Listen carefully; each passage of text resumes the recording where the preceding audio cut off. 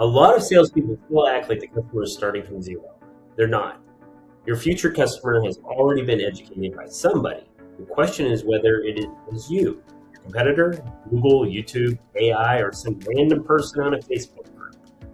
And today, Vic and I are going to talk about the positives and negatives of that. Hey everyone, I'm Chris Ng with I.D.E.A Cleveland. I'm the marketing guy. And I'm Vic Ng with Viking Sales Consultants. I'm the sales guy. All right, Vic, you've been doing sales for a while, and back in the day, it was hard for customers and consumers to actually become educated. And that was part of the process in the sales, was to educate. That's all gone now, let's be honest. So how are buyers walking in the conversation differently today than they did maybe 25 years ago? Boy, what a tough question. Because on the one hand, Chris, let's just admit that the customer has always known more than the salesperson and the marketing teams, right? And by the way, I say that in a way that we're all laughing at, like they think they know. Some of them really do. And let's flash forward to now, where people do their own research on everything, but they're not wrong, the famous double negative, because whatever is in their head, perception is reality. So, Chris, I'll throw it back to you, but there's a pretty simple mechanism to get something out of people's heads. And we talk about it a lot when you're in that sales meeting. What should we be doing? Asking more questions. That's it. And it's not, when people say, I hear this a lot, Vic, I go into a meeting, I'm not sure what to say. The beauty of asking questions doesn't matter. You can get it wrong because you're going to hear what they say. You're going to paraphrase it back and go, well, if I understand you right, you're saying this, and it cues up the next question. And thus you're in control. So, all right, back to the topic in hand. There's a little technique of the day: listen and ask questions to clarify understanding. But so I guess let's just take one of your options, Chris. You walk into a salesperson here walks into a meeting, and the person already knows a lot about your industry, and they're comparing you to the bad experience they had with your worst competitor. Let's go with that. Yes. So they're coming in with preconceived notions. They think they understand. This is just the way your industry runs.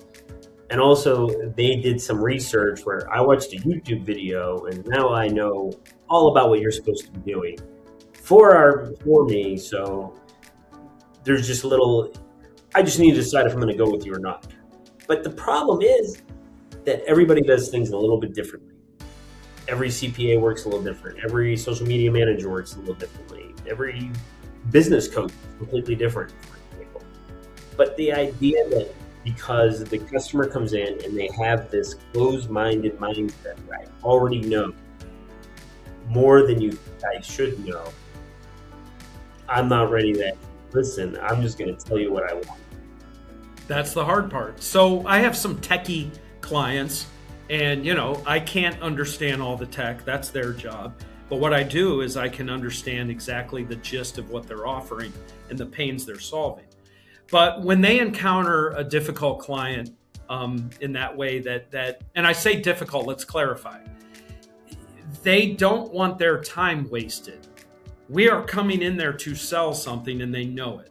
And the more that we beat around the bush, the more angry they might become, because then what they say is what you said, Chris, a couple minutes ago, is they just want to get down to it. But I call that with my clients taking the bait, because taking the bait is skipping your process.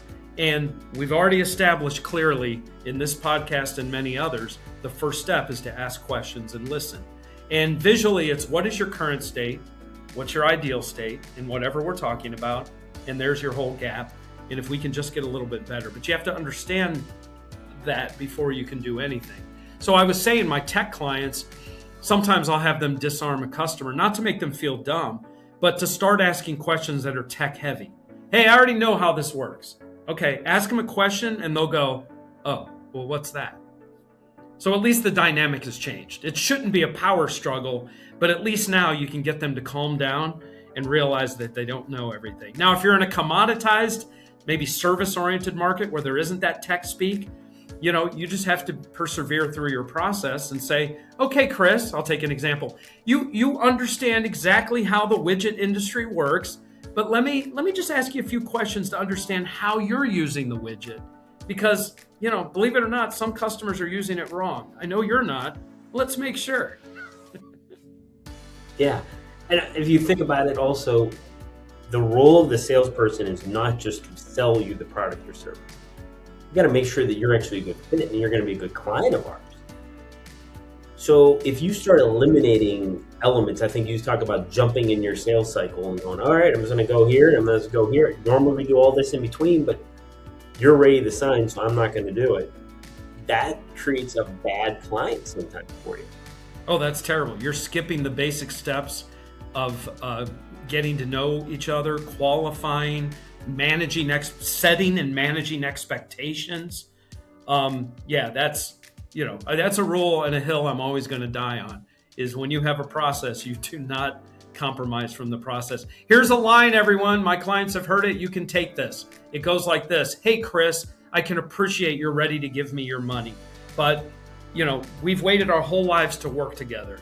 Let's just do this the right way, and maybe it'll be a couple more weeks until you get to give me your money. But just, whoa, cowboy, slow down. Let's do this right. That sounds good. All right, so then we're talking about what if you get educated by your competitor. So if your competitors are creating all this marketing content, creating buzz around your industry, is that a positive? Is it a negative? You seem to have a spin on that I wouldn't even think about. Yeah, the fact is, I don't mind if my competitors have a better marketing budget than me, and that they're educating the public. And here's the dynamic of how I define it. I try to simplify things by giving them labels, and I call this the need, want conversion. Now, the first need is intrinsic in their life. They need it already. You cannot change that. Bad marketing and bad sales tries to create a need. And I suppose sometimes it does, but it's so fundamental that essentially you don't create the initial need. And it could be hunger, it could be a desire to grow one's business, whatever. But the second need is that specific need, that this is a potential solution for that specific need. Then we're at the third component, which is the want. And that's where I'm talking about. If someone else has already informed your potential next buyer that they have that need and that this industry or this suite of products concept can address it, the question then becomes, Chris, how do you get in line, jump in line there, and be able to be part of the consideration? Before I throw it back to you, the bad way that happens is what marketing often gives, which is that weak, bad lead, the shopper. They already know they have the need, and now they're shopping. Well, they're shopping for the wrong thing, because price is never the most important item, ever. And I'll die on that hill as well. There's always other components that are more important. So finding a way through a referral partner or buying signals that glow-in-the-dark prospect is emitting into the world, and then getting in there and doing what we've already talked about, having that consultation, but then converting it into a want. I don't know. What's your thoughts on that? No, that's all good. But I like to push back that I don't want my competitor being the voice in the market for my expertise. I think that when someone thinks of sales, I would hope that Vic would want everybody to think about Viking, the Viking sales consultant. They don't want them to think about your competitors. So you want to be on top of mind. You don't want to be, I'm thinking about one of the competitors, but hey, there's this guy, Vic, that, some people are working with. Maybe I'll give him a chance. That's when you become let's just see what happens type of mentality. But that makes it very hard for you to close the deal, because they do things differently than you. They have a different mentality than you. And everyone's competitor does things differently. And everyone has different points of view. So if you leave it to your competitors to be the expert and create the trend that your industry is needed and wanted, you're leaving open the opportunity for them to take up as much as that market as they can. And it's not because they're better, it's because they're the first.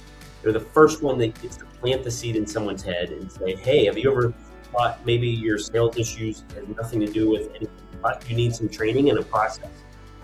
And they go, oh, I do think that may be the case. Oh, we have a process that we've been doing for hundreds of years, or whatever the case may be. And now all of a sudden they're like, oh, these people are the way it should be. And then someday, like, tell that story at a networking event, and they go, oh, I know this guy Vic. He does that all the time. You should talk to him too. Oh, okay. What does he do? I've never heard of him. I've never heard of his system. I don't know anything about him.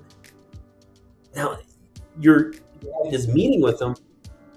You're starting from zero of building trust, of describing how you do things differently, the values that you bring to your clients. And that makes the whole sit down and introduction conversation very stressful, because now you got to introduce yourself, you got to build trust. And when they leave that meeting, they're either going to go with you or your competitor. You're not going to get a second meeting, most likely. Whereas the other people have had all this time through marketing and content marketing to develop a relationship and an understanding of what they do. I love it. That's a perfect a rebuttal, I guess, to my, and everyone knows we're the yin and yang, and that's the whole point of sales and marketing, doing this together. So yeah, you're absolutely right. I guess I was being maybe too overly pragmatic in that there's a lot of times when you are going to meet with people who, we're back to they have enough education, and let's say that it wasn't you in the scenario I was painting. But in this case, you're describing a scenario where marketing has gotten ahead of it and said, not only do you have this need, and they're going, yeah, you're right, I did. Thank you for giving it a label, whatever. But Vic is the answer. Chris is the answer for that need. I still will caution, though, we're back to the whole whoa cowboy. Just because you saw my 30-second advertisement, on TV doesn't tell you everything you need more about your particular needs. But I like what you're saying, Chris, is that the marketing can not only, let me see if I can say it back appropriately. Correct me where I have it wrong. They can plant the seeds that you are, if not a potential solution, maybe the ideal solution, and also prime the pump to make it an easier sales experience without shortcutting. Is there anything you would add to that? No, 100%. And you mentioned like 30-second ads. If we bought from every 30-second ad, how many cars would we own? Right. I use billboards as an example, which I don't put much value in that. But every time I see that beautiful McDonald's Big Mac billboard, and it happens to be 11:29 a.m. and I'm hungry, that's the only times that I succumb to the temptation of having, right? It works. The need want conversion is done. But that's an instantaneous thing, and you'll have lunch again tomorrow. You're not going to hire a sales guy today and then hire a different one tomorrow. You're building a relationship. So I shouldn't put my face on a billboard and yours? No, because it's not an instantaneous purchase like that. Okay. No impulse buying at the checkout line for sales and marketing today. Okay. All right. Where do we go from here? Let's bring this home. I don't know if we're making any sense. All right. So I think let's bring it back to where we started. Like, the job of sales once upon a time was to help educate. If you think about it, when you bring somebody in that maybe you're getting a new roof on your house, they have this big 3-ring binder. They're going to tell you all about the shingles. They're going to tell you about the roll that they're going to put down on the roof and how that's going to be better than their competitors. They're going to talk about warranty and all. That is an old sales system where they would start off in education. Then they would get into the actual, hey, pick what you want, pick what you like, and then give you a price. People don't do anything like that anymore. And that's what makes those people, I think, a little bit more frustrated, because nobody wants to go through that process. I don't really care if you're a business bureau. I've looked at your Google reviews before you walked in the door. Like, all these old school ways of selling, and I think the trade industry is definitely the one that hasn't moved forward, at least a lot of the people that I have had in my house. And I think that's where the marketing material can help those people. And then also somebody like you will be like, you can eliminate these tips because you're not gaining more trust by continuing them. You can just say, hey, did you see my Google reviews? You have this many Google reviews. Oh, okay. Flip the page, move on. You don't need to say, look at this giant book with all your neighbors. And that's what they do. It's ridiculous. Yeah, you're right. There are a lot of people still selling old school. But, I try to avoid this, but generational discussion. But we always hear about that next generation coming up that's going to do things differently.